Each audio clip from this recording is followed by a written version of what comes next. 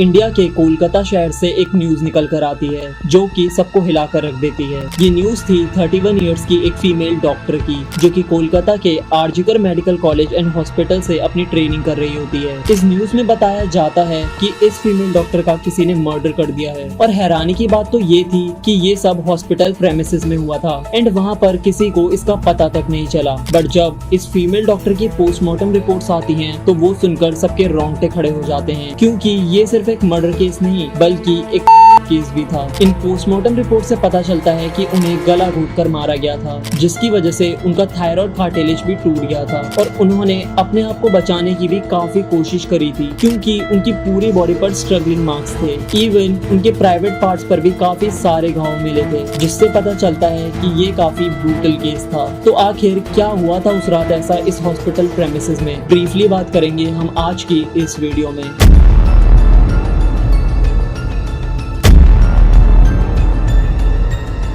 Guys, before starting this video let me tell you कि मैं यहाँ पर उन फीमेल डॉक्टर को श्रुति नाम से रेफर करने वाला हूँ एंड ये उनका रियल नेम नहीं है, सो कंफ्यूज मत होना। श्रुति एक जूनियर डॉक्टर जो कि कोलकाता के RG Kar medical college and hospital से अपनी डॉक्टर की ट्रेनिंग ले रही थी। 8 अगस्त 2024 को और दिन की तरह श्रुति अपनी नाइट शिफ्ट पर होती है और वो अपनी जॉब कर रही होती है। तभी रात के 11 बजे उन्हें अपनी मदर का फोन आता है, जैसे कि हर दिन आता था, क्योंकि पेरेंट्स को तो अपने बच्चों की चिंता हमेशा होती है। श्रुति की मदर उनसे पूछती है कि क्या तुमने खाना खा लिया और तबीयत वगैरह तो ठीक है तुम्हारी, जिसके रिप्लाई में श्रुति बोलती है कि उनकी तबीयत एकदम ठीक है और वो बस अभी कुछ पेशेंट्स को देखने जा रही है, जिसके बाद वो अपने कलीग्स के साथ बैठकर खाना खाएंगी। अपनी मदर से बात करने के बाद श्रुति पेशेंट्स को देखने राउंड पर निकल जाती है। सारे पेशेंट्स को देखने में और अपना काम खत्म करने में श्रुति को रात के 2 बज जाते हैं, जिसके बाद वो अपने कलीग्स के साथ जाकर हॉस्पिटल कैंटीन में ही बैठ जाती है, जहाँ मिलकर ये लोग अपना खाना भी खाते हैं और साथ साथ थोड़ी बातें भी करते हैं। खाना खाते खाते और बात करते हुए रात के 3 बज जाते हैं और इस वक्त श्रुति थोड़ी थकान सी फील कर रही होती है, तो वो अपनी थकान दूर करने के लिए इस हॉस्पिटल के 4th फ्लोर में बने सेमिनार हॉल में जाकर रेस्ट करने लगती है। श्रुति के रेस्ट करते करते सुबह के 7:30 बज जाते हैं, पर वो तब भी इस सेमिनार हॉल से बाहर नहीं आती, जो कि काफी ज्यादा अनयूजुअल था, क्योंकि श्रुति कभी भी आधे 1 घंटे से ज्यादा का ब्रेक नहीं लेती थी। हॉस्पिटल का एक वर्कर जो कि सुबह की शिफ्ट स्टार्ट होने से पहले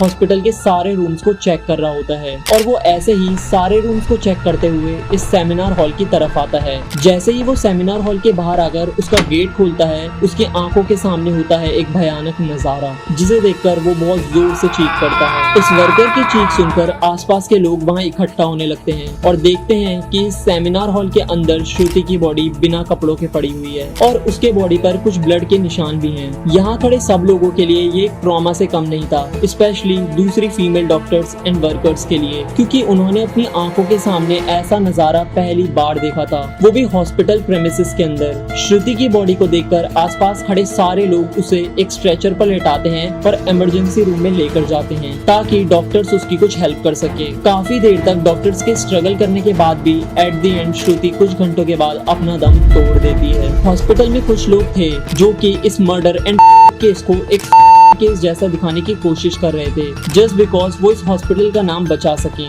बट जब पोस्टमार्टम रिपोर्ट्स आती हैं तो सब दूध का दूध और पानी का पानी हो जाता है। इन रिपोर्ट से साफ साफ पता चल जाता है कि श्रुति के साथ किसी ने जबरदस्ती गलत हरकत करने की कोशिश करी और जब वो इस इंसान से अपने आप को बचाने लगी तो उसने उसका गला घोट दिया, इवन उसे बहुत बुरी तरीके से मारा भी और फिर उस भी किया। ये सारे प्रूफ्स मिलने के बाद ये केस पुलिस को हैंडओवर कर दिया जाता है एंड पुलिस वाले इस क्रिमिनल को पकड़ने के लिए लग जाते हैं। सबसे पहले पुलिस उस क्राइम सीन पर ही छानबीन करती है जहां ये सब हुआ था। किस्मत से पुलिस वालों को वहां पर श्रुति के कुछ नेल्स एंड ब्लड सैंपल्स मिलते हैं और साथ ही एक ब्लूटूथ नेक बैंड। ये केस शायद और भी जल्दी सॉल्व हो जाता अगर उस फ्लोर पर सीसीटीवी कैमरास होते तो, बट बदकिस्मती से इस सेमिनार रूम के अंदर या इसके आसपास कोई सीसीटीवी कैमरास नहीं थे। बट जिस रास्ते से इस फ्लोर पर एंटर करा जाता था वहाँ पर कुछ सीसीटीवी कैमरा थे। पुलिस वाले इन सीसीटीवी कैमरास में सुबह के 3 बजे से 8 बजे के बीच की रिकॉर्डिंग चेक करते हैं कि इतने टाइम के बीच कितने लोग इस फ्लोर पर आए और गए थे। इन सीसीटीवी फुटेजेस को चेक करने के बाद ये पता चलता है कि इन टोटल 6 लोग इस फ्लोर पर आए और गए थे।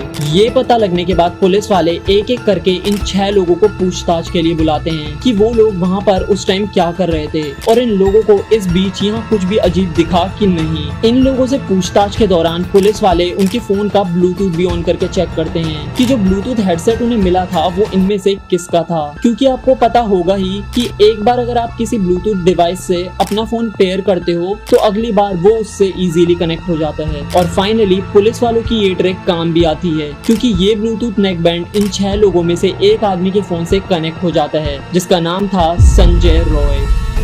संजय रॉय जो कि एक सिविक वॉलंटियर था। सिविक वॉलंटियर मींस वो लोग जो कि पुलिस के अंडर काम करते हैं और उनकी हेल्प करते हैं छोटे मोटे कामों को मैनेज करने में। लाइक आपने बहुत सारे फेस्टिवल्स, अनऑथराइज पार्किंग या भीड़ भाड़ वाले एरिया में देखा होगा कि कुछ ब्लू कलर की यूनिफॉर्म्स पहनकर ऑफिसर्स खड़े रहते हैं, जिनका काम होता है कि विदाउट एनी रीजन कहीं पर भी ज्यादा क्राउड इकट्ठा ना हो। तो अब पुलिस वालों को अपना पहला प्राइम सस्पेक्ट मिल चुका था, जिसके बाद वो संजय रॉय से और सख्ती से पेश आने लगते हैं। बट संजय पुलिस वालों की किसी बात का भी जवाब नहीं दे रहा होता, क्योंकि वो काफी ज्यादा नशे की हालत में था। इस बीच पुलिस वाले संजय का फोन भी चेक करते हैं, जिसमें उन्हें भर भर के पोर्नोग्राफिक कंटेंट मिलता है, जिससे उनका शक यकीन में बदल चुका था कि संजय ही श्रुति के मर्डर का मेन कल्प्रिट है। इसके बाद पुलिस वाले संजय रॉय को और ज्यादा डराने लगते हैं एंड फाइनली वो डर कर अपना गुनाह कबूल भी कर लेता है कि उसने ही श्रुति को मारा है और उसका किया है। ये पता लगते ही कुछ पुलिस वाले और प्रूफ्स कलेक्ट करने संजय रॉय के घर जाते हैं, जहां पर उन्हें एक शू मिलता है जिसके ऊपर कुछ खून जैसे ही धब्बे थे। तो पुलिस वाले उसका सैंपल कलेक्ट कर लेते हैं। थोड़ी और तलाशी लेने पर पुलिस वालों को संजय के घर के बाहर कुछ कपड़े सूखते हुए दिखते हैं और ये वही कपड़े थे जो कि उस दिन संजय ने पहने थे, क्योंकि ये सब सीसीटीवी कैमरा में कैप्चर हो गया था, जिससे जाहिर था कि संजय ये प्रूफ्स मिटाने की भी कोशिश कर रहा था। बट जब संजय को पूछताछ के लिए पुलिस स्टेशन में लाया गया था,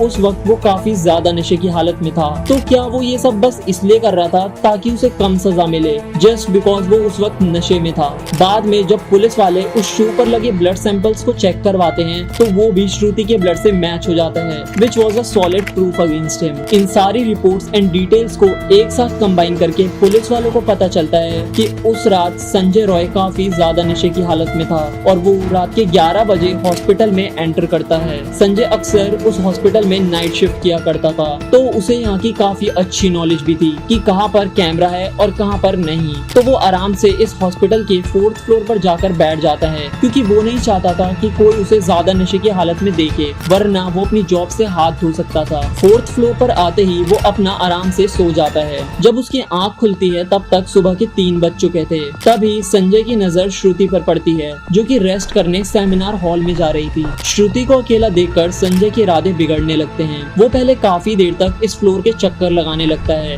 ये कंफर्म करने के लिए कि कोई यहाँ पर ज्यादा आ तो नहीं रहा। जब उसे लगता है कि हाँ उसका रास्ता साफ है, तो वो 4 बजे सेमिनार हॉल के अंदर एंटर करता है और फिर वहाँ से 4:45 पर बाहर आता है। इन 45 मिनट्स तक श्रुति के साथ इस आदमी ने क्या क्या किया होगा और वो कितने पेन से गुजरी होगी, ये सोचकर ही किसी का भी दिल सहम जाएगा। स्पेशली श्रुति के पेरेंट्स, जिन्होंने इतनी उम्मीद से और सेक्रीफाइसेस करके अपनी बच्ची को डॉक्टर बनने भेजा था। एंड श्रुति अपने पेरेंट्स की अकेली बेटी थी, तो उनके लिए तो ये किसी सदमे से कम नहीं हुआ। एंड गाइस, ये केस अभी भी क्लोज नहीं हुआ है और 23 अगस्त तक संजय रॉय को कस्टडी में रखा जाएगा। आई डोंट इवन नो इस इंसान को सजा मिलेगी भी कि नहीं, और अगर मिलेगी भी तो कब। अब ऑफ कोर्स मैं या आप लोग तो उसे सजा नहीं दे सकते, बट हम इस इंफॉर्मेशन को आगे शेयर जरूर कर सकते हैं ताकि और लोग इससे अवेयर हों और उन फीमेल डॉक्टर को जस्टिस मिल सके। So do share this video to your friends और फैमिली मेंबर्स। बाकी तब तक के लिए गुड बाय।